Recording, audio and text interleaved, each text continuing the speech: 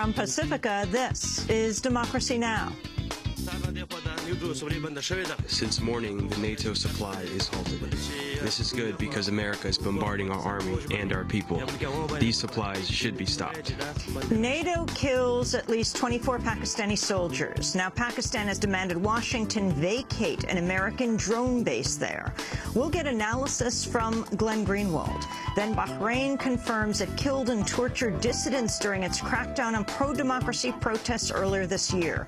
We'll hear from activist Ala Shahabi, wife of a Bahraini political prisoner seized and jailed during the uprising. Obama needs to attach a crumpled copy of his Arab Spring May speech when he sends those arms to the Bahraini regime. I mean, there isn't a starker example of double standards of U.S. policy towards Bahrain vis-a-vis other countries in the Middle East. Then Egyptians have started casting their ballots in the first parliamentary election since former President Hosni Mubarak was toppled. This is the beginning of a new era in Egypt, democracy in action. Not in theory, but in action. All that and more coming up.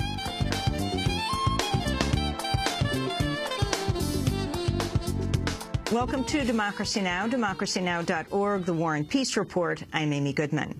Relations between Pakistan and the United States have deteriorated after NATO helicopters and fighter jets attacked two Pakistani military outposts Saturday, killing at least 24 Pakistani soldiers. Pakistan described the attack as unprovoked and irresponsible. Pakistan responded by demanding the U.S. vacate an airbase within 15 days that the CIA is suspected of using for unmanned drones. In addition, Pakistan has indefinitely shut down NATO supply lines through the country used by foreign forces in Afghanistan. NATO Secretary General Anders Fogh Rasmussen described the attack as a, quote, tragic unintended incident, but unnamed NATO officials have claimed the attack occurred after NATO and Afghan forces came under fire from the military outpost. The United States has vowed to investigate the killings. Voters in Egypt are going to the polls today in the opening round of the first parliamentary election since former President Hosni Mubarak was toppled in February. The election follows 9 days of intense protests in Tahrir Square and across Egypt calling for the end of military rule. A crackdown on the protests has left at least 42 people dead and more than 3,000 wounded across Egypt. We'll have more from Cairo later in the broadcast. A major United Nations conference on climate change has just opened in the South African city of Durban. Up to 20,000 people from more than 190 nations are expected to attend the two-week conference. At a rally Sunday night, South African Archbishop Desmond Tutu described climate change as a huge enemy that threatens humanity. We are saying this is the last chance. Please, for goodness sake, take the right decision. This is the only world we have. This is the only home we have. If it is destroyed, we all sink. Former Irish President Mary Robinson also spoke ahead of the UN Climate Conference. Robinson is founder of Climate Justice Foundation. People are suffering because of the impacts of climate, and those who are suffering most are not responsible. So the rich world has to take its responsibility.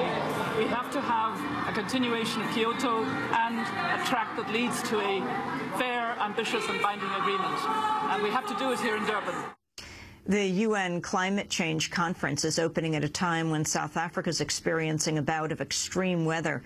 8 people died in heavy flooding in and near Durban Sunday. Scores of homes were destroyed. Democracy Now! Will be broadcasting from Durban, South Africa, covering the UN Climate Change Conference inside and out all through next week. Police in Los Angeles are threatening to begin arresting Occupy Wall Street protesters this morning as part of an attempt by the city to dismantle the protest encampment located on the lawn of City Hall. Protesters and police have been in a standoff for hours. As we go to broadcast, police are threatening to make arrests of any protesters in the street near the park. Meanwhile, in Philadelphia, the city backed down from a threat to evict Occupy protesters by 5 p.m. Sunday. Here in New York City, Occupy Wall Street protesters protesters are calling on the city to replace thousands of books lost in the eviction of the protest encampment earlier this month. In a news conference held last week, civil rights attorney Norman Siegel revealed property taken in the raid filled 26 sanitation trucks and nearly 80% of the roughly more than 5,000 books housed in the so-called People's Library were either destroyed or never returned. Before you on this table, the condition of some of the books that were returned. Damaged, not usable. Not a pretty sight. The Bloomberg administration needs to replace every single book that's missing or damaged, that's not usable. Together, about 3,161 books. In other Occupy news, Occupy Wall Street protesters in New York City mark Thanksgiving by serving roughly 4,000 hot meals in Liberty Square, the home base of the protest movement in Manhattan's financial district. Meanwhile, activists with Occupy the Hood dropped off meals in Harlem, Brooklyn, and the Bronx. In education news, students at the University of California, Davis and other campuses have called for a general strike today to protest tuition hikes. Meanwhile, here in New York, officials at Baruch College have canceled classes after 3 p.m. today ahead of a controversial vote to raise tuition at the City University of New York. Arab states voted Sunday to impose economic sanctions on Syria in response to Syria's violent crackdown on an 8-month uprising against the rule of Syrian President Bashar al-Assad. 19 of the Arab League's 22 members voted for sanctions that include a travel ban on senior Syrian officials, freezing Syrian government assets, halting trade dealings with the central bank, and stopping Arab investment. The crackdown in Syria has left more than 3,500 people dead. A special commission in Bahrain has confirmed the Gulf nation killed and tortured dissidents during its crackdown on pro-democracy protests earlier this year. The King of Bahrain has reportedly ordered a special commission to explore recommendations issued in the wake of the massive report. Sharif Bassiouni, head of the Bahrain Inquiry, describes some of the tactics employed by the Bahraini government.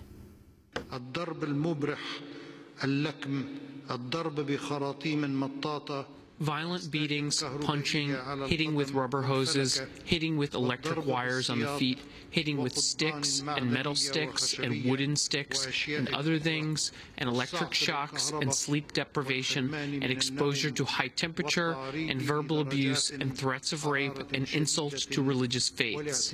In general, these acts come under the definition of torture according to anti-torture convention. According to the commission, a total of 2,929 people were detained during the protests, and at least 700 remain in prison. 35 people are believed to have died in the unrest between February and March, and 11 more are suspected to have been killed later on.